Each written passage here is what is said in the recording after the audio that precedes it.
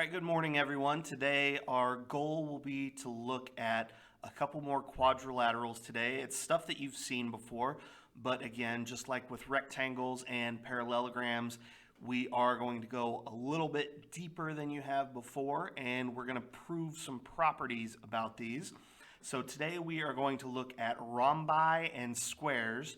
So rhombi would be the plural, the Latin plural of rhombus, but if you call them rhombuses also, I believe that's also generally accepted, so we can go with that also. So let's look at those rhombuses first. Okay, so we are going to prove just a few things here. First off, just like everything else, we need a definition, and we'll put that in line 1 here. Our definition of a rhombus is a quadrilateral with 4 congruent sides. So any quadrilateral with 4 congruent sides, that's going to be a rhombus. Maybe I'll highlight that in blue because that's our definition. That is not something that we're going to prove. Here's what we are going to prove though. We are going to prove that all rhombuses are parallelograms, and then that means just like the rectangle, they're going to have the same properties as parallelograms. We're going to prove a couple things about the diagonals. So the diagonals bisect opposite angles. So if we talk about the big angles of the quadrilateral, the diagonals of a rhombus cut those angles in half. And then the other thing that we're going to look at is that the diagonals intersect at a right angle. So we are going to prove 2 and 3 here, along with we're going to prove the fact that these are parallelograms. So let's go ahead and jump into that. Okay, here's our rhombus. So we're going to say given ABCD is a rhombus, and we would like to prove a couple things. And we're not going to do like a good proof, I guess I should say. I can't think of a better way to say that, but I'm going to show you how you would prove this just to keep the video a little bit shorter.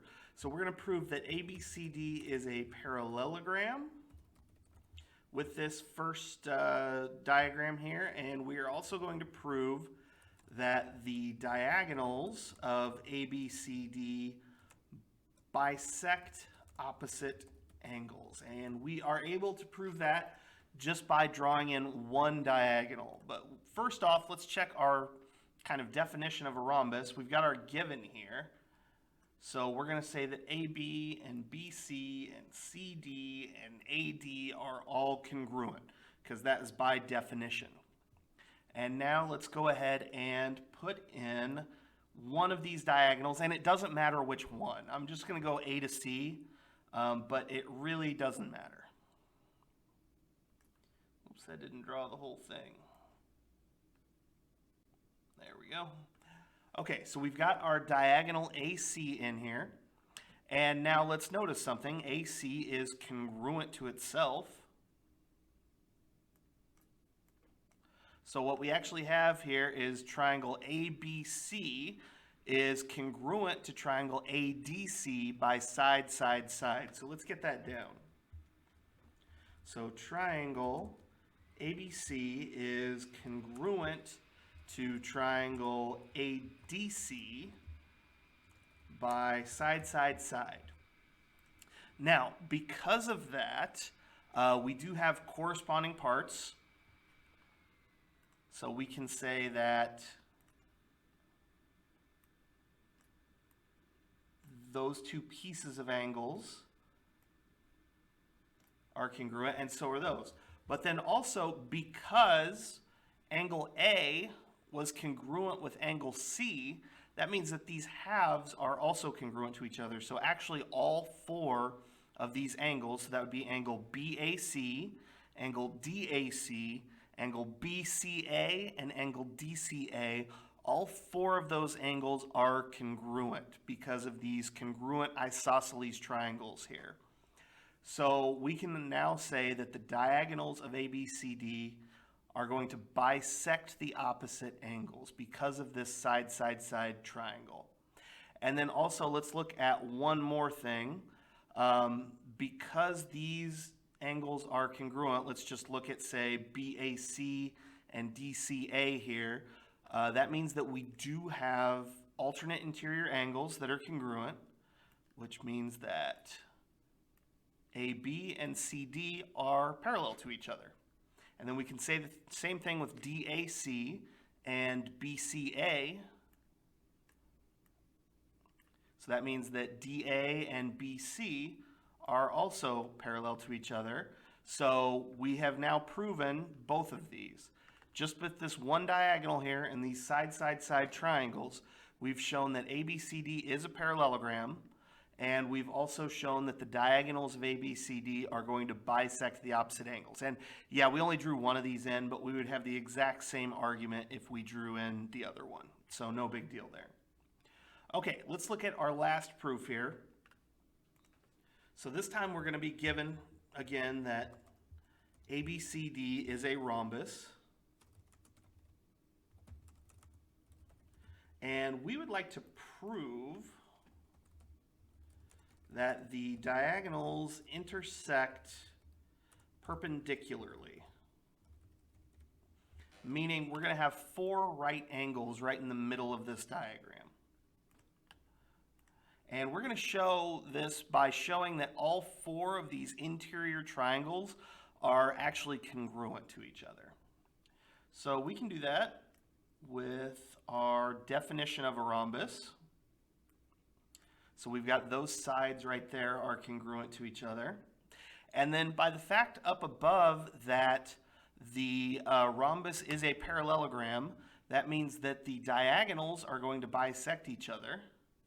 So we can say that BE is congruent to DE, and we can also say that AE is congruent to CE. So now notice that we've got 4 different triangles that are all congruent by side.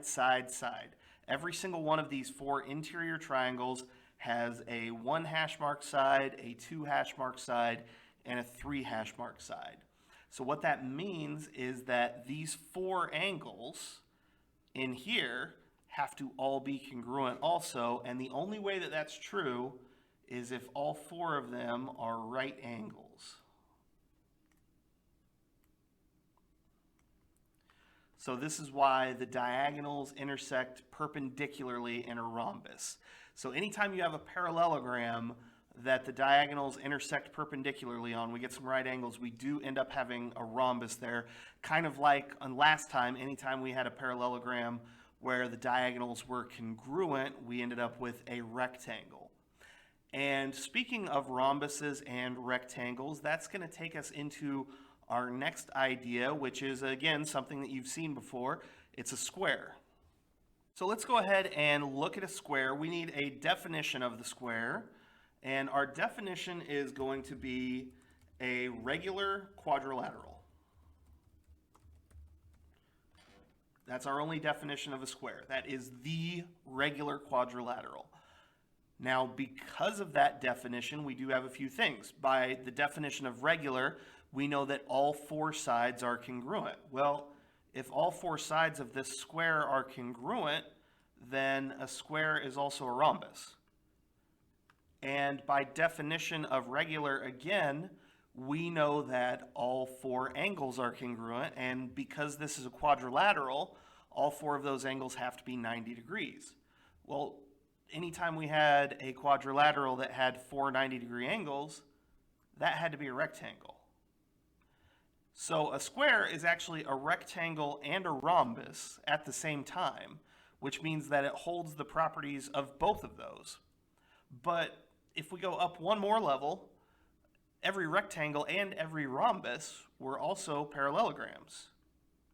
So that means that a square has to be a parallelogram also. So what I'm trying to say here is that squares have all the properties. Every single property that we can have possible, a square has. And it actually makes it very easy to find things like side values, angle values in a square because they're always the same. Like, they don't change really. Squares are the easiest thing you're going to look at. That's why we're not going to spend a whole lot of time on them in this video. Just remember, it's a rectangle, it's a rhombus, and it's a parallelogram. Every single property that we've learned so far over the last week, week and a half, is going to happen in a square. Okay, we'll get to the number crunching part in class tomorrow. So until then, I'll see you.